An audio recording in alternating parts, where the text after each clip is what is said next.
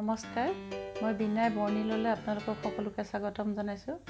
আশা কৰোঁ আপোনালোক সকলোৱে ভালে আছে। আজি মই মিলনছৰ ইনষ্টেণ্ট মিক্স গোলাপ জামুনৰ ৰেচিপি এটা লৈ আহিছোঁ। ইয়াৰ বক্সটোৰ পিছফালে কেনেকৈ বনাব পাৰি তাৰ ডেছক্ৰিপশ্যন দিয়া আছে। আহক এতিয়া ভিডিঅ'টোৰ মাজলৈ যাওঁ। এতিয়া বক্সটোৰ পৰা পেকেটটো উলিয়াই এখন কেঁচিৰে কাটি মিশ্ৰণটো এটা বাতিত উলিয়াই লৈছোঁ। এতিয়া এটা কাপত পানী লৈ লৈছোঁ। পানীখিনি ৰুম টেম্পাৰেচাৰৰ হয়। অলপ অলপকৈ পানী দি মিশ্ৰণটো মঠি লৈছোঁ। এটা ডো বনাই ল'লোঁ। পানী একেবাৰতে বেছিকৈ দি নিদিব।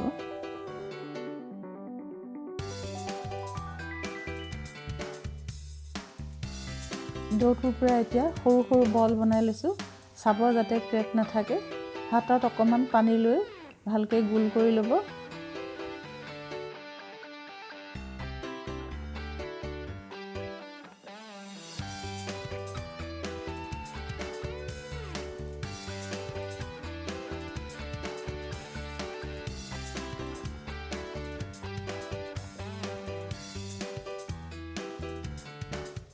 এয়া গোটেইখিনি বল বনাই লোৱা হ'ল। এতিয়া এখন কেৰাহীত তেল গৰম হ'বলৈ দি বলখিনি মিডিয়াম ফ্লেমত গোল্ডেন ব্ৰাউন হোৱালৈকে ভাজি লৈছোঁ।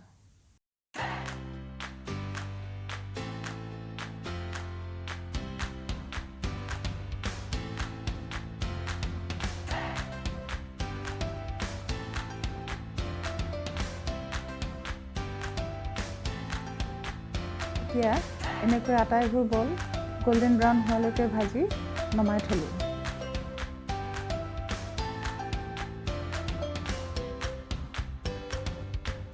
এতিয়া আন এখন কেৰাহীত গেছত বহুৱাই তাত 2 কাপ পানী, 2 কাপ চেনি, ইলাচি গুড়ি এচামুচ আৰু কেশৰ অকণমান দি উতলিবলৈ দিছোঁ।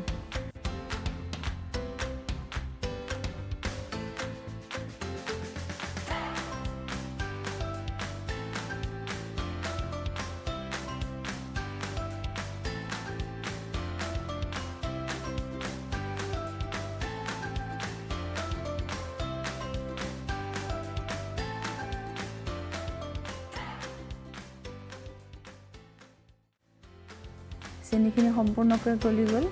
এতিয়া অলপ আঠা আঠা হৈছে। এনেকুৱা সময়তে গেছটো নুমুৱাই দিছোঁ।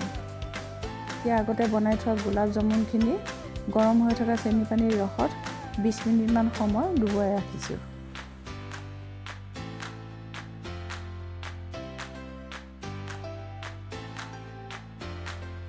এতিয়া 20 মিনিটৰ পাছত আমাৰ গোলাপ জামুনখিনি ৰেডি হ'ল। আপোনালোকে এনেকৈ বনাই চাবচোন। হোটেলৰ সোৱাদ হয়তো ঘৰতে পাব।